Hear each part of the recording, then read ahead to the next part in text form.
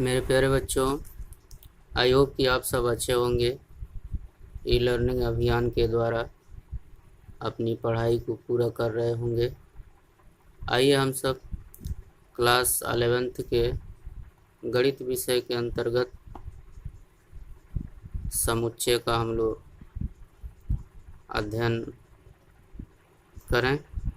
इसके पहले कुछ हम लोग अध्ययन कर चुके हैं जिसको आप लोग पढ़ लिए हैं। समुच्चय के प्रकार के अंतर्गत हम लोग आते हैं एक नया समुच्चय जिसको समान समुच्चय के नाम से बोला जाता है। इसकी परिभाषा कुछ इस प्रकार है। यदि समुच्चय A का प्रत्येक अवयव समुच्चय B का भी अवयव है तथा B का प्रत्येक अवयव A का भी अवयव है तो समुच्चय A और समुच्चय B समान समुच्चय कहलाते हैं। जैसे मान लेते हैं सेट A के एलिमेंट 1, 3, 5, 7, 9 हैं। सेट B के एलिमेंट 3, 5, 1, 9, 7 हैं। क्रम दोनों का अलग अलग है लेकिन दोनों में सदस्य एक ही हैं। जैसे 1 पहले में है तो 1 दूसरे में है, 3 पहले में है तो 3 दूसरे में भी है, 5 पहले में है तो 5 दूसरे में भी है, 7 पहले में है तो 7 दूसरे में भी है, 9 पहले में है तो 9 दूसरे में है।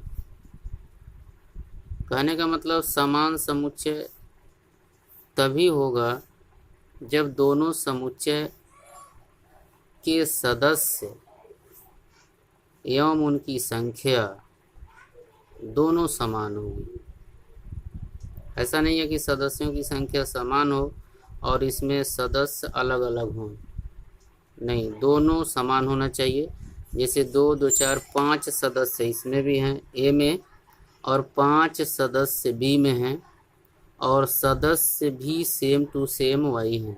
यानी सदस्यों की संख्या और सदस्य दोनों समान होने चाहिए। तब हम इसको set A equal to set B यानी सेट A बराबर सेट B लिख सकते हैं और इसको हम कहेंगे कि सेट A या सेट B दोनों समान समुच्चय हैं। अब इस पे हम लोग आगे कुछ अभ्यास प्रश्न देखते हैं। जैसे प्रश्नावली 1.2 का पहला प्रश्न, कर निम्नलिखित में से कौन से रिक्त समुच्चय के उदाहरण हैं। रिक्त समुच्चय, इसके पहले हम लोग समुच्चय के प्रकार में पढ़ चुके हैं कि रिक्त समुच्चय किसे कहा जाता है। मतलब ऐसा समुच्चय कि जिसमें कोई सदस्य न हो, यहाँ तक कि 0 भी नहीं लिखा जा सकता है। ऐसे समुच्चय को हम लोग रिक्त समुच्चय कहते हैं, जिसको एक सिंबल हम लोग फाई से दर्शाते हैं। तो पहला इसमें पहला का पहला है 2 से भाज्य विषम प्राकृतिक संख्या का समुच्चय, यानी 2 से कटने वाला हो और विषम प्राकृतिक भी हो। तो देखते हैं ये कोई सदस्य ऐसा है कि नहीं है। जैसे हम लोग उदाहरण लेते हैं विषम प्राकृतिक संख्याओं का, तो 1, 3, 5, 7 अनंत तक विषम प्राकृतिक संख्या हमको मिल जाएगा। जैसे यहाँ लिखा गया है 1, 3, 5, 7, 9 संख्याएं 2 से भाज्य नहीं हो सकती हैं। यानी 2 से अगर भाग दें 1 में तो ये भी नहीं कटेगा, 3 भी नहीं कटेगा, 5 भी नहीं कटेगा, 7। यानी इस प्रकार जितने भी विषम प्राकृतिक संख्याएं हैं कोई भी 2 से नहीं कटने वाला है। कुछ उदाहरण लेकर हम लोगों ने देखा। कटने का मतलब भाज्यता से है। तो कोई भी विषम प्राकृतिक संख्या 2 से भाज्य होने वाला नहीं है। अतः हम कह सकते हैं कि उपरोक्त शर्त के अनुसार कोई अवयव या प्राकृतिक संख्या प्राप्त नहीं हो सकता है। तो इस शर्त के अनुसार मान लेते हैं सेट ए में कोई भी समुच्चय का सदस्य नहीं प्राप्त होगा, यानी ऐसा कोई प्राकृतिक संख्या नहीं है जो विषम भी हो और 2 से कटता भी हो। तो ये ब्रैकेट में हम लोग मजले कोष्ठक में खाली रखे हैं और ये रिक्त समुच्चय का संकेत है। इसी का आसान संकेत जो है फाई से हम लोग लिखते हैं। तो पहला जो है रिक्त समुच्चय है। दूसरा प्रश्न है कि सम अभाज्य संख्याओं का समुच्चय। तो सम अभाज्य संख्या सिर्फ 2 ही एक ऐसी संख्या है जो सम होते हुए भी अभाज्य है। तो 2 को हम लोग कहते हैं सम अभाज्य संख्या, और इसका शर्त है कि सम अभाज्य संख्याओं का समुच्चय, यानी एक सदस्य मिलेगा। इस शर्त के अनुसार सम अभाज्य संख्या का एक सदस्य 2 है। तो अगर सेट बी मान लेते हैं तो बी का जो एक सदस्य 2 है इसको हम लिख सकते हैं मजले कोष्ठक के अंदर।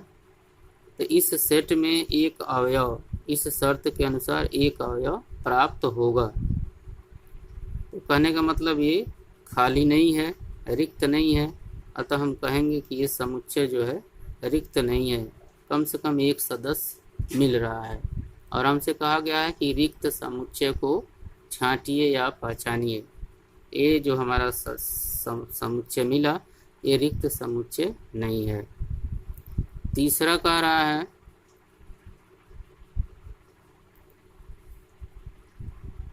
यक्स सच दैट यक्स एक प्राकृत संख्या है जहां यक्स लेस देन 5 और साथ ही साथ यक्स ग्रेटर देन 7, यानी जो यक्स के सदस्यों का जो समुच्चय बनेगा उसका शर्त है कि वो 5 से छोटा हो और 7 से बड़ा हो। तो हम देखते हैं ऐसा प्राकृतिक संख्या प्राप्त होता है कि नहीं। तो जो पहला शर्त है यक्स लेस देन 5 यानी 5 से छोटा, तो 5 से छोटा प्राकृतिक संख्या 1 2 3 4, प्राकृतिक संख्या 1 से शुरू होता है और अनंत तक बढ़ता चला जाता है। तो 5 से छोटा ही प्राकृतिक संख्या हमको चाहिए। तो 5 से छोटा 4 3 2 1। जो दूसरा शर्त है यक्स ग्रेटर देन 7 यानी 7 से बड़ा होना चाहिए। तो 7 से बड़ा 8 होगा, 9 होगा, 10 होगा, यानी बड़ा जितना चाहे उतना मिल सकता है अनंत तक। तो इस शर्त के अनुसार यक्स के जो सदस्य होंगे जो 5 से छोटे हों और 7 से बड़े, तो इस शर्त के अनुसार कोई सदस्य नहीं मिल रहा है। 5 से छोटे 1 2 3 4 और 7 से बड़े 8 9 10, यानी इस शर्त के अनुसार कोई भी सदस्य जो है मिल नहीं रहा, मतलब इन दोनों में उभयनिष्ठ नहीं हो रहा है। तो दोनों शर्त के अनुसार कोई सदस्य नहीं मिलेगा। तो इसलिए ये जो सेट होगा रिक्त समुच्चय होगा, यानी इसमें कोई सदस्य नहीं मिलेगा। इसको हम लोग फाई से दर्शाएंगे। तो इस प्रकार जो तीसरा प्रश्न था यक्स सच दैट यक्स एक प्राकृत संख्या है यक्स लेस देन 5 और साथ ही साथ यक्स ग्रेटर देन 7, इस शर्त के अनुसार कोई सदस्य नहीं मिलेगा। अतः यह सेट क्या है? रिक्त समुच्चय।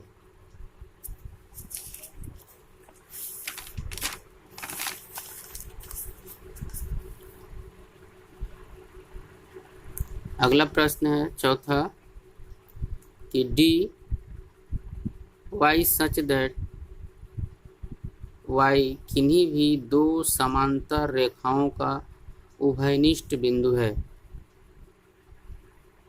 y जो सेट के सदस्यों का जो समूह बनाएगा वो उसका शर्त कह रहा है कि ये y जो होगा वो किन्हीं भी दो समांतर रेखाओं का उभयनिष्ठ बिंदु है। तो दो समांतर रेखा हम लोग खींच लेते हैं, एक रेखा यल है और एक रेखा यम है। यल पर कोई बिंदु ले लेते हैं जैसे ए बी सी, यम पर कोई बिंदु ले लेते हैं जैसे पी क्यू आर। शर्त कह रहा है कि किन्हीं भी दो समांतर रेखाओं का उभयनिष्ठ बिंदु, उभयनिष्ठ का मतलब होता है कॉमन। अगर P यम वाले रेखा पर है तो P को यल वाले रेखा पर भी होना चाहिए। जो ऐसा नहीं है, A अलग है, P अलग है, B अलग है, Q अलग है, C अलग है, R अलग है। अगर ये दोनों रेखा काटती तब एक बिंदु जो है उभयनिष्ठ होता है। तो इस प्रकार समांतर रेखाओं में कोई भी ऐसा दोनों रेखाओं का बिंदु उभयनिष्ठ नहीं हो सकता है। अतः कह सकते हैं कि इस शर्त के अनुसार कोई भी सदस्य नहीं मिलेगा, यानी कोई भी बिंदु उभयनिष्ठ नहीं मिलेगा। अतः डी सेट जो होगा वो रिक्त होगा, मतलब इसमें कोई सदस्य नहीं मिलेगा। इसको हम लोग फाई से दर्शाएंगे। तो कह सकते हैं इस समुच्चय के कोई भी अवयव प्राप्त नहीं होंगे। अगर भाषा में कहना हो तो इस प्रकार कहेंगे, संकेत में कहना हो तो फाई से कह देंगे। दूसरा प्रश्न कह रहा है निम्नलिखित समुच्चयों में से कौन परिमित और कौन अपरिमित है। परिमित मतलब फाइनाइट सेट, अपरिमित मतलब इनफाइनाइट सेट। परिमित का मतलब जिन समुच्चयों के सदस्य निश्चित होते हैं, अधिक से अधिक हो या कम से कम उनकी संख्या 2 4 10 हजार 10,000 कुछ भी हो लेकिन निश्चित हो तो हम परिमित समुच्चय कहेंगे। और जिनके समुच्चय के सदस्यों की संख्या अपरिमित हो, मतलब उनको गिना न जा सके, तो उसको हम लोग कहेंगे अपरिमित समुच्चय। तो इस प्रकार परिमित और अपरिमित को पहचानना है, अलग अलग करना है, उसमें से छांटना है।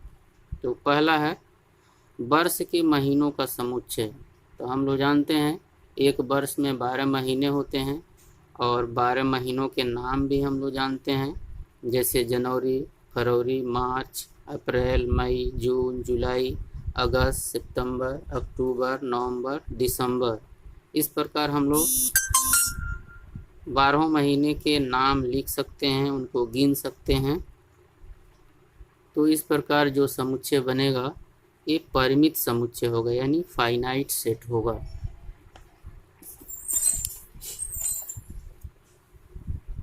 अगला प्रश्न है कह रहा 1 2 3 डॉट डॉट। तो हम लोग जानते हैं कि लगातार अगर 3 डॉट लगा दिया जाए तो इसका मतलब होता है अनंत, यानी इसी तरह ये संख्याएं बढ़ती हुई चली जाएंगी, 1 2 3 4 5 6 7 8 यानी अनंत तक ये संकेत रूप में लिखा जाता है। तो अगर इस सेट का नाम बी रख दिया जाए तो बी के जो सदस्य होंगे 1 2 3 डॉट डॉट डॉट अनंत तक। तो अनंत जब भी आ जाएगा तो उसको हम लोग अपरिमित समुच्चय कहेंगे। अनंत का मतलब जिसका कोई अंत न हो, जिसको हम गिन न सकें, तो उसको अपरिमित या इनफाइनाइट सेट कहेंगे।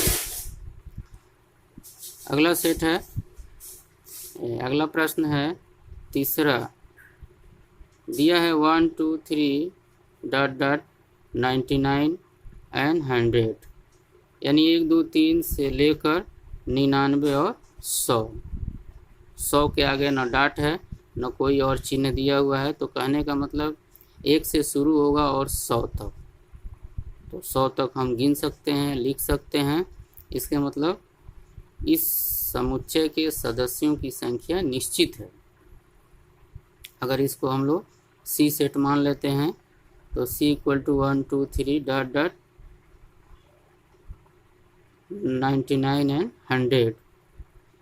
तो हम कह सकते हैं कि इस समुच्चय में अवयवों की संख्या 1 से 100 तक है, अतः यह परिमित समुच्चय है। इसी संख्या हम लोग गिन सकते हैं। जो अगला प्रश्न है चौथा, 100 से बड़ा धन पूर्णांकों का समुच्चय। तो 100 से बड़ा हमको लेना है धन पूर्णांक यानी प्राकृतिक संख्याएं। तो इसको हम लोग अगर डी से डिनोट करें तो डी के जो सदस्य बनेंगे 100 से बड़ा 101, 102, 103, 104 यानी बढ़ते हुए हम अनंत तक जा सकते हैं। सीमा नहीं दिया गया है, केवल कहा गया है कि 100 से बड़ा होना चाहिए। तो 100 से बड़ा हम जितना चाहें प्राप्त कर सकते हैं धन पूर्णांक, यानी सीधे सीधे कहें कि 100 से बड़े प्राकृतिक संख्याओं को लिखा जा सकता है, लेकिन इनका अंत नहीं होगा, ये अनंत तक होंगे। अतः हम कह सकते हैं कि इस प्रकार प्राप्त समुच्चय अपरिमित समुच्चय होगा। अगला प्रश्न पांचवा कह रहा है 99 से छोटे अभाज्य पूर्णांकों का समुच्चय। तो थोड़ा सा यहाँ ध्यान देना होगा, इसके पहले वाले प्रश्न में दिया था कि 100 से बड़े धन पूर्णांक। धन पूर्णांक और पूर्णांक में थोड़ा सा अंतर है। धन पूर्णांक में केवल धनात्मक लेंगे और पूर्णांक में दोनों ले सकते हैं, ऋण भी और धन भी। तो थोड़ा सा कन्फ्यूजन हो जाता है, जब तक कहा ना जाए कि धनात्मक लेना है कि ऋणात्मक लेना है, तो हम दोनों ले सकते हैं, धन भी, ऋण भी और जीरो भी। तो यहाँ दिया है 99 से छोटे अभाज्य पूर्णांकों का समुच्चय। तो 99 से छोटे होंगे और अभाज्य होंगे। तो छोटे में ऋण भी होंगे, धन भी होंगे और ऐसे बढ़ते चले जाएंगे। तो यहाँ हमको जीरो नहीं लिखना है।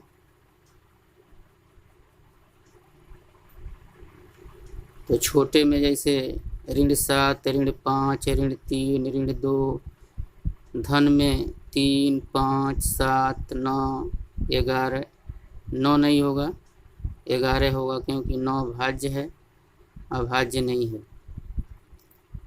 और ऐसे 99 से छोटा लेना है हमको तो 97 तक जा सकते हैं। तो अगर कह देता कि 99 से छोटे धन पूर्णांकों का समुच्चय यानी 99 से छोटे अभाज्य धन पूर्णांकों का समुच्चय, तब तो ये निश्चित होता है। लेकिन इसी को कह दिया जाए कि केवल पूर्णांक, तब ये निश्चित नहीं होगा, क्योंकि पूर्णांक में 99 से छोटे अनंत तक जा सकते हैं। और अगर धन कह देता तो हम 1 तक ही आते, क्योंकि जीरो से आगे नहीं जाएंगे क्योंकि ऋण हो जाएगा। तो इस प्रकार हम लोग धन अगर कहता तो 97 से लेकर 1 तक आते। और केवल पूर्णांक कहा है तो इसका कोई सीमा नहीं है, पूर्णांक हम लोग ऋण में भी जहाँ तक संभव है जा सकते हैं। तो ऋण में छोटा से छोटा अनंत तक मिलता जाएगा और बड़ा से बड़ा 97 तक ही जाएगा। तो इस प्रकार हम लोग कह सकते हैं कि अगर यहाँ धन लिया होता तो निश्चित हो जाता, अगर केवल पूर्णांक कहेगा तो अनिश्चित हो जाएगा, यानी इनफाइनाइट हो जाएगा, जिसको हम लोग अपरिमित समुच्चय कह सकते हैं। तो थोड़ा सा भाषा बदलने से उत्तर बदल जाएगा। तो इस प्रकार हम लोग आज कुछ एग्जाम्पल्स और एक्सरसाइज को यहाँ किया गया, इसको आप लोग अध्ययन कीजिए और अपने डाउट्स को यानी कन्फ्यूजन को कमेंट्स के माध्यम से बताइए और अपने मित्रों में अधिक से अधिक शेयर कीजिए और सबसे बता दीजिए कि क्लास जो है प्रारंभ हो गया है। अपनी हर समस्या को बताइए, समय का सदुपयोग कीजिए, लॉकडाउन का पालन कीजिए। और भी विषय में कोई भी समस्या है तो बताइए, विद्यालय परिवार आप लोगों के समस्या का समाधान जरूर करेगा। धन्यवाद।